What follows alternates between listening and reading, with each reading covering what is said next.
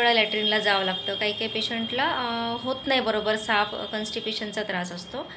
तर अनेक त्याचे सिम्पटम्स आहेत. तर त्याचे मेन जे रिझन आहे बघा, की कुठंतरी काहीतरी इन्फेक्शन जर तुम्हाला असेल तुमच्या अन्ननलिकेमध्ये, त्याच्यामुळे सुद्धा होऊ शकते.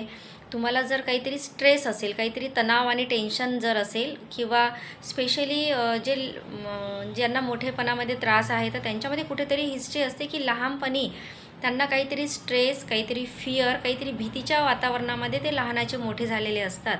स्पेशली अशा पेशंटमध्ये आपल्याला IBS हे कॉमनली बघायला मिळते.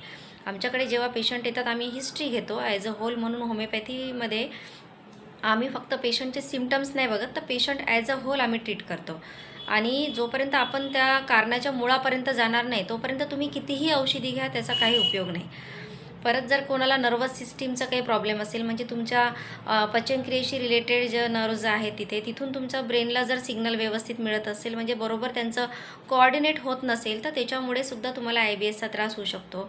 काही खाण्यापिण्याच्या सवयी आहेत, काही काही जणांना काही बाहेरचं कोल्ड्रिंक्स वगैरे घेण्यात आलं, किंवा दुधाचं वगैरे काही खाण्यात आलं, दुधाचे पदार्थ, त्याच्यामुळे सुद्धा पुष्कळ जणांना त्रास होतो. त्याचे अनेक कारणं आहेत. माझ्याकडे अनेक पेशंट जेव्हा येतात आम्ही त्यांची हिस्ट्री घेतो, पण मोस्ट कॉमनली मला जे बघायला मिळालं आहे, IBSचा हा त्रास ज्यांच्या मनामध्ये काहीतरी भीती असते, काहीतरी फिअर असते, किंवा काहीतरी दुर्घटना ही घडून गेलेली असते त्यांच्या आयुष्यामध्ये, किंवा लहानपणी काहीतरी ते तणावामध्ये लहानाचे मोठे झाले असतील, तर अशा पेशंटला काही फंक असेल त्यांच्या मनामध्ये, तर त्यांना हे IBSचा त्रास होतो.